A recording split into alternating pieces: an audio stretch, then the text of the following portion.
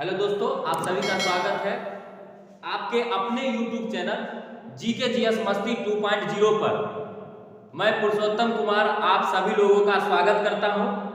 आज हम लोग प्राचीन भारत से बहुत ही इंपॉर्टेंट और चैप्टर को पढ़ेंगे, गौतम बुद्ध। जो आने वाले जो बिहार इंटरमीडिएट का परीक्षा होने वाला है, इतिहास के टॉपिक में ये भी आपको पढ़ना है और कंपटीशन वाले को तो पढ़ना ही है और इंटर वाले को भी, बिहार इंटरमीडिएट वाले को भी पढ़ना है। तो मैं इस स्तर से आप लोग को पढ़ाऊंगा जिससे आपको यूं ही याद हो जाए।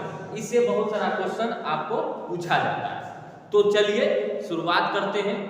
आप ध्यान से देखिएगा, मेरे वीडियो को पूरा देखिएगा और लाइक और सब्सक्राइब जरूर कीजिएगा। चलिए इनके बारे में जानते हैं, जीवन परिचय के बारे में जानते हैं। इनका जन्म 563 ईस्वी पूर्व में हुआ था। कहाँ हुआ था? तो नेपाल के तराई कपिलवस्तु में इनका जन्म हुआ था। इनके पीछे एक कहानी आता है। इनके माता का देहांत हो जाता है इनके 7वें दिन, इनके जन्म के 7वें दिन। इससे पूर्व क्या होता है, महामाया देवी को एक सपना आता है। एक सपना आता है उनके जन्म से पहले ही, गौतम बुद्ध के जन्म के पहले ही महामाया को एक सपना आता है और सपने में वो देखती हैं कि एक हाथी का बच्चा उनके गर्भ में प्रवेश कर गया है। हाथी का बच्चा उनके गर्भ में प्रवेश कर गया है।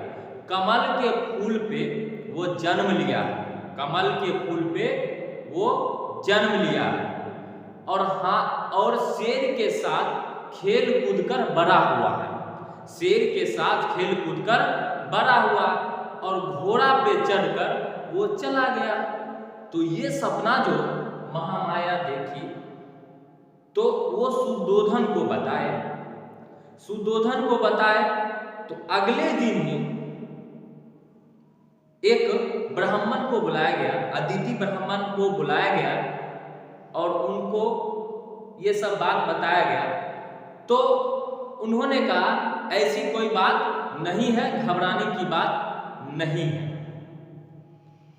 उसके बाद ये महामाया कहते हैं अपने पति सुद्धोधन से कि मैं जो है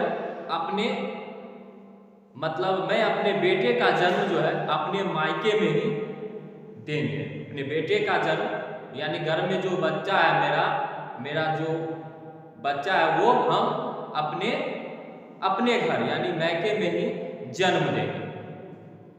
तो कहा ठीक है, नहीं तो मेरी बहन को आप बुला दें।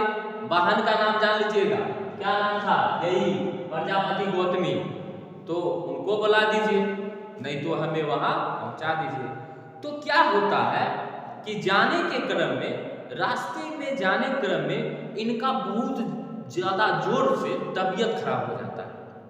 तबीयत बहुत ज्यादा इनका खराब हो जाता है और रास्ते में ही लुम्बिनी जगह पे ये जो थी वो अपने पुत्र को जन्म देती है। अपने पुत्र को जन्म देती और इनकी जो मौसी थी, जब जन्म हुआ इनका तो वो आए, घर पे आए और उनके प्रजापति मौसी जो लगती थी गौतम बुद्ध का, वो भी आए और वो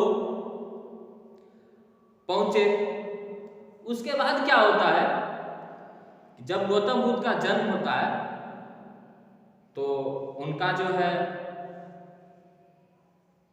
दिखाया गया, भविष्यवाणी किया गया। तो भविष्यवाणी में कालदेव और कौंडदेव दो भविष्यवाणी करता थे। तो वहां पर आए और इनका भविष्यवाणी किए। भविष्यवाणी यह किए, पहले तो कहे क्या कि इसका महामाया जी का ना तबीयत बहुत ही खराब था। तो तबीयत खराब होने के कारण अपने पति देव सुद्धोधन से कहे महामाया कि पहले मेरे बेटा का नामकरण करवा दीजिए, क्योंकि नामकरण के बाद नाम सुनने के बाद मैं मर जाऊं तो अच्छा रहेगा। तो नामकरण पहले करवाते हैं। तो नामकरण पहले करवाते हैं तो नामकरण करवाते हैं उनकी भविष्यवाणी के साथ। तो इनका जो भविष्यवाणी होता है उसमें कहा जाता है कि ये सिद्धार्थ। इनका नाम क्या पड़ेगा? सिद्धार्थ। क्या पड़ेगा? सिद्धार्थ। यानी सिद्धार्थ का मतलब हुआ जो पहले से ही इच्छा पूरी की गई हो, जो पहले से ही इच्छा पूरी करके आए हो। दोस्तों ये सिद्धार्थ का अर्थ होता है। तो उनके बचपन का नाम याद कर लीजिए, सिद्धार्थ। क्या नाम था? सिद्धार्थ। दोस्तों अभी के समय में बच्चा कोशिश नहीं करता। कोशिश हर हमेशा करनी चाहिए। कोशिश तू कर, कोशिश तो कर, सब कुछ हो जाएगा। कोशिश तो कर, सब कुछ हो जाएगा। सब कुछ हो जाएगा। पूरा जहां तेरे पीछे आ जाएगा। पूरा जहां तेरे पीछे आ जाएगा। दोस्तों आप कोशिश करते रहिएगा और कोशिश हर हमेशा करनी चाहिए। पढ़ाई के क्षेत्र में हो, कोई भी क्षेत्र में हो, कोशिश हर हमेशा करनी चाहिए। क्यों रोते हैं? क्यों रोते हैं पिछड़ी हुई जिंदगी से? क्यों रोते हैं पिछड़ी हुई जिंदगी से? गलतियां तो होती ही है, गलतियां तो होती ही हैं कभी न कभी किसी से। फर्क इतना है कि गलतियां से भी लोग सीखकर आगे बढ़ रहे हैं, लेकिन तुम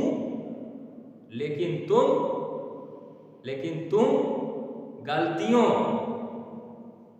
को बैठकर, गलतियों पर बैठकर अभी भी रो रहा है। दोस्तों गलतियां सबसे होती हैं। अब उसको चिंता करके बैठने से अच्छा है, रोने से अच्छा है हम गलतियां करके भी सीख सकते हैं।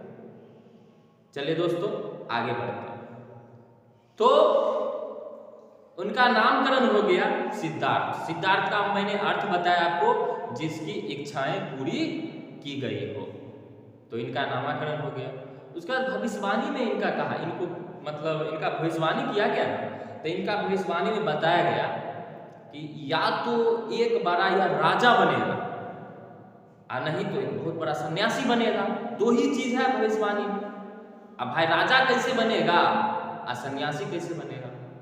तो उसमें बताया गया कि आप अगर इनको खुशी में रखते हैं, खुशी के माहौल में रखते हैं, राजपाट में रखते हैं, दरबार में रखते हैं, खुशी का माहौल देते हैं, तो ये बड़ा राजा बनेगा।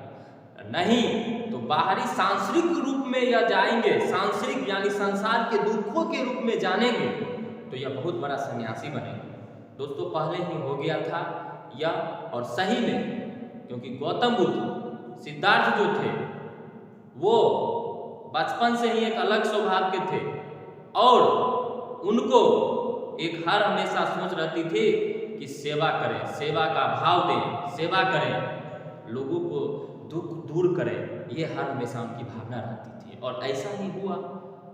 तो क्या होता था कि जब वो बड़े हुए तो उनका मन जो है अपने परिवार के सदस्यों के साथ नहीं लगता था, यानी माता पिता के साथ नहीं रहता था। क्योंकि माता तो 7वें दिन ही मर गई थी उनकी, और उनका विवाह यानी इनकी मौसी कौन था, सौतेली माँ कौन था, प्रजापति गौतमी, क्योंकि शादी कर लिए थे किनसे, सुदोधन किससे शादी किए थे, प्रजापति गौतमी। प्रजापति गौतमी कौन थी, तो महामाया की, महामाया देवी की कौन थी, बहन थी।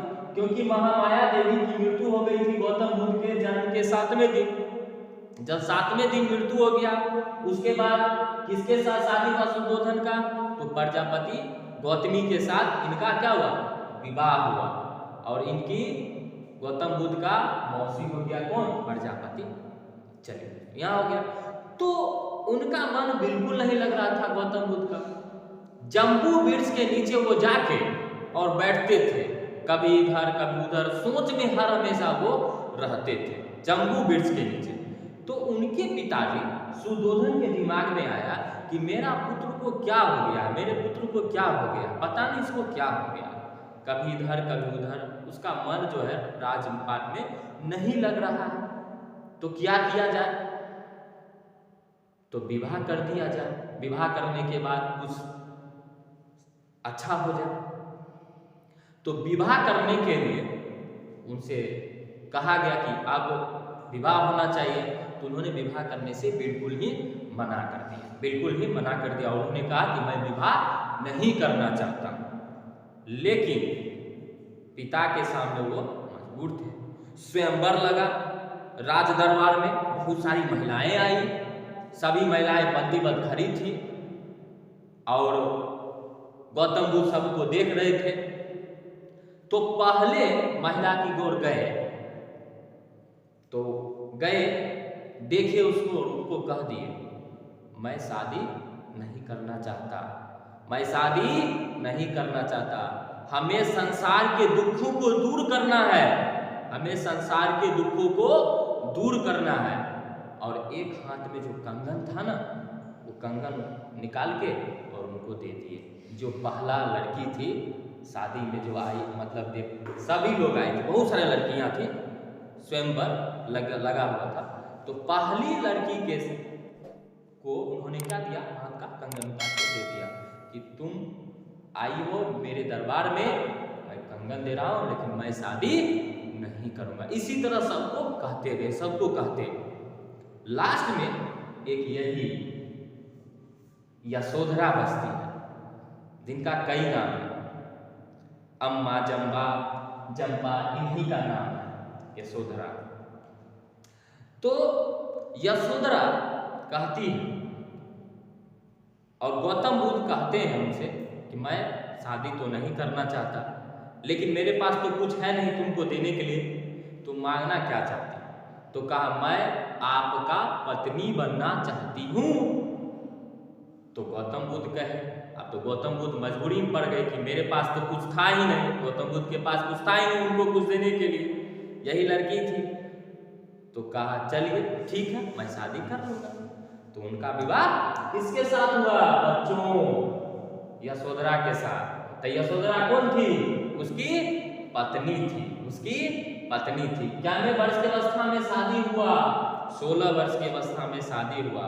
और शादी के 12 साल बाद, 28 साल के बाद, यानी 12 साल इसमें जोड़ने के बाद 28 हुआ। 28 वर्ष की अवस्था में एक पुत्र का जन्म होता है। और जैसे ही पुत्र का जन्म होता है तो गौतम बुद्ध कहते हैं या राहुल, मेरे रास्ते का राहु बन गया, राहुल मेरे रास्ते का कांटा बन गया, अब मैं कहीं नहीं जा सकता, ये सोच रहे थे गौतम बुद्ध। लेकिन क्या हुआ? गौतम बुद्ध माने नहीं, गौतम बुद्ध माने नहीं। उससे पहले उनके पिताजी उनको कहे थे कि बेटा अगर शादी नहीं करोगे तो मेरा वंश कैसे चलेगा, तुम शादी कर लो, मुझे एक वंश बनाना है, राजपाट को बढ़ाना है, एक हमें पुत्र दे दो और तुम चले जाओ। तो पुत्र तो हो गया उनका, अब तो वो खुश हो गए। अब वो कहे कि हम तो अब जा सकते हैं बाहर, बाहर मतलब सन्यासी, मतलब उनको पहले से इच्छा था और भविष्यवाणी भी हो चुका था, तो जा सकते हैं। तो क्या हुआ? राज दरबार में कंथक नाम का, कंथक और चंपा, कंथक एक सारथी था, ठीक है। तो सारथी गया उसके साथ घोड़े पे सवार होके, और घोड़े पे सवार होके गया उसके साथ। तो जाने क्रम में, मतलब सैर कराने के लिए ऐसे ही, तो जाने क्रम में 4 व्यक्ति को उन्होंने देखा था, 4 ऋषि को उन्होंने देखा था। 4 ऋषि में पहला व्यक्ति को, वृद्ध व्यक्ति को देखा, दूसरा बीमार व्यक्ति को देखा, तीसरा मृत व्यक्ति को देखा, और चौथा एक सन्यासी व्यक्ति को देखा। तो पहला व्यक्ति को उन्होंने देखा तो एक उनके साथ जो सारथी था, ठीक है, और घोड़े का नाम जो था ना कंथक था, घोड़ा जो सवार होता है उसका नाम कंथक था, और उनका जो सारथी था, जो घोड़ा मतलब बैठ गए थे सब, मतलब घोड़ा पे बैठ गए थे, जा रहे थे, तो रास्ते में मतलब सैर करने के लिए गए, तो उन्होंने देखा वृद्ध व्यक्ति को, वृद्ध व्यक्ति को देखा। ठीक है, वृद्ध व्यक्ति को देखा तो वृद्ध व्यक्ति को देखते मात्र का ये कौन है, तो कहा ये वृद्ध व्यक्ति है। उनके सारथी इनसे कहा ये गौतम बुद्ध देखे, और सारथी इनको कहा ये देखिए वृद्ध व्यक्ति है, अब यह ज्यादा दिन नहीं जी सकता है, अब यह ज्यादा दिन नहीं जी सकता है, अब जो है इसका उम्र पूरा गया है, वृद्ध व्यक्ति है। तो गौतम बुद्ध सोचे अरे वाह ये भी तो जानने वाले, यानी इसके पास भी तो दुखे है। दूसरे व्यक्ति को देखते बीमार व्यक्ति को जैसे देखते हैं ना, तो फिर वो भी कहा कि इसको भी कष्टे है भाई, चलो आगे बढ़ते हैं। मृत व्यक्ति को देखते हैं तो कहता अरे भाई ये क्या है, नहीं ये मर गया, यह स्वर्ग को सुधार गया, ये चला गया। तो कहा अरे भाई ये भी तो दुखे की बात है। तब लास्ट में देखते हैं कि एक सन्यासी को जो प्रसन्न मुद्रा में थे, तो कहा नहीं हमको क्या करना चाहिए, सन्यासी बनना चाहिए, हमको क्या बनना चाहिए, सन्यासी बनना चाहिए। और गृह त्याग 29 वर्ष की अवस्था में वो कर देते हैं, यानी घर को त्याग देते हैं 29 वर्ष की अवस्था में। और जिसको हम लोग क्या कहते हैं, महाभिनिष्कर्मण। तो क्वेश्चन आपसे पूछा जाता है कि महाभिनिष्कर्मण क्या है, तो आपको जवाब देना है गौतम बुद्ध की गृह त्याग की घटना है। गौतम बुद्ध की गृह त्याग की घटना है, जो 29 वर्ष की अवस्था में गृह त्याग किए थे, इसी को क्या कहा जाता है, महाभिनिष्कर्मण। समझ में आ गया आपको, इतनी सारी बात तो समझ में आ गया।